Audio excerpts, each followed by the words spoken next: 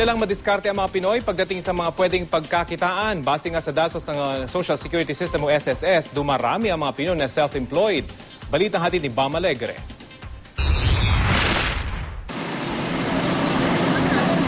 Tuwing tirik ang araw sa Intramuros, maging mga kabayo rito, nauuhaw rin. At habang abala mga kutsero sa pakikipagkwentuhan sa mga turista, toka ni Mang Jun na painumin ng tubig ang mga kabayo bilang kutsero assistant. Di kasi siya marunong magpatakbo ng kalesa, kaya ito lang naisip niyang hanap buhay.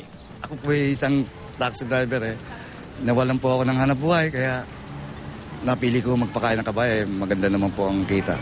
Gano'n kahirap magpainom at magpaihi ng kabayo? Naku, ang hirap po. Kasi ihintayin niyo pa umihi sila bago po silang pakainin. Ang simpleng pagpapakikay naman sa mga manyika, naging full-time na trabaho ni Miles. Mistula siyang doll doctor. Sa tulong kasi ng internet, on-call siyang tumatanggap ng mga manyika ng mga kliyente para pagandahin ang mga ito. Walang tsaka doll na nakakalusot sa kanya. Mabusisi pa niya itong nilalagyan ng make-up. Yung mga ganito naman kasi sa'yo yung oras mo. Kahit anong oras pwede mong gawin yung ano. Walang mag-aano sa'yo na manager yung ano ganun. Madiskarte man sina Mang Jun at Miles sa kanilang mga kabuhayan, hindi tiyak ang kita nila araw-araw sa kanilang sariling sikap. Sa datos ng Social Security System o SSS, dumarami pa ang mga katulad nilang self-employed.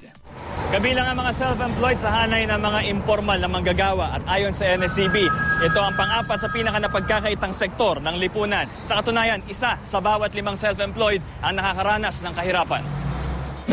Karamihan sa kanila, hindi nakakapaglaan ng panahon o parte ng kanilang kita para sa mga benepisyo katulad ng SSS, PhilHealth at Pag-ibig. Ay, wala po.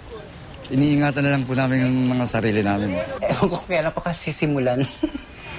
Ayon sa Department of Labor and Employment, mahalagang tiyakin ang proteksyon ng mga manggagawa, lalo na ang mga self-employed.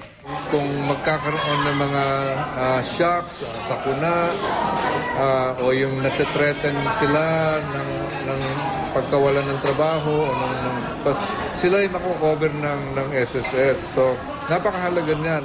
Bam Alegre, GMA News.